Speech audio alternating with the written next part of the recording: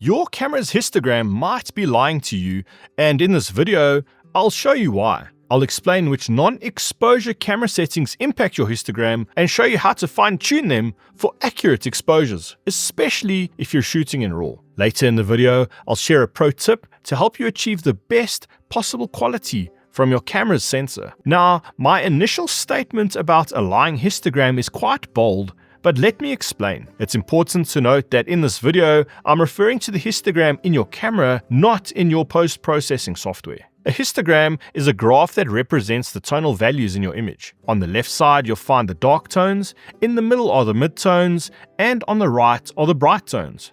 The height of the peaks show the number of pixels at each tonal value. In a high contrast image, the histogram will display peaks at both the dark and bright ends, with fewer tones in the middle. Conversely, a low contrast image will show tones more clustered in the center of the histogram. If an image is underexposed, the histogram will have a concentration of tones on the left, indicating lost detail in the shadows.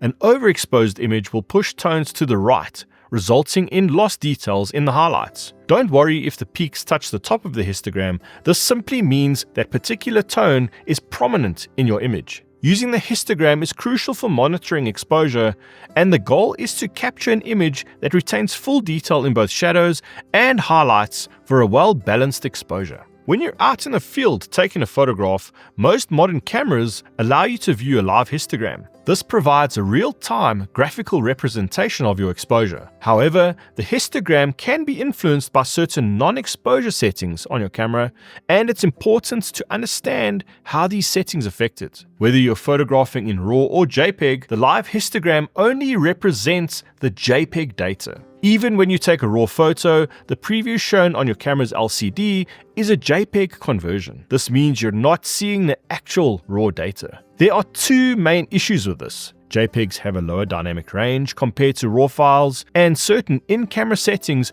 affect the JPEG preview and histogram, but not the actual RAW file. This can lead to improper exposure evaluation due to the skewed histogram of the JPEG preview. Color profiles can significantly impact the JPEG file, particularly when adjusting contrast or saturation. High contrast settings can push the histogram to the extremes, while increased saturation brightens colors, which raises the risk of overexposing the JPEG preview. Use flat color profiles in your camera to get a preview that closely matches the RAW file.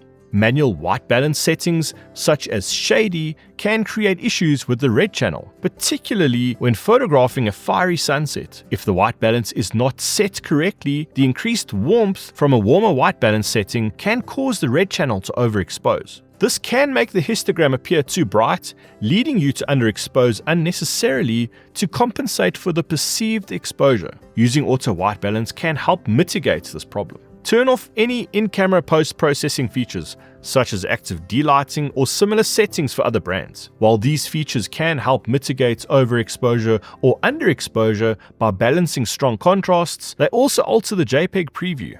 Always shoot in RAW to ensure the best possible quality. RAW files offer a larger dynamic range and provide greater flexibility when editing, including the ability to potentially recover details from overexposed or underexposed areas. Always evaluate the histogram while shooting. Screen brightness can impact your perception of exposure, and excessive or insufficient ambient light can also distort your judgment of what a good exposure should look like in camera. As mentioned earlier in the video, here's a pro tip for achieving the best quality from your camera sensor. Use the expose to the right technique. Adjust your exposure to shift the histogram's peaks towards the right, allowing the sensor to capture as much detail as possible. The goal is to utilize the camera's full dynamic range without overexposing the highlights. In post-processing, you can then adjust the exposure to your preference, thereby maximizing image quality. This technique ensures excellent shadow detail compared to underexposing the photograph and then increasing the exposure in post. Exposing your photograph correctly is key to great image quality. But what happens when you're faced with low light and high ISO settings? Discover techniques that yield excellent results and get more pro tips by watching this video next.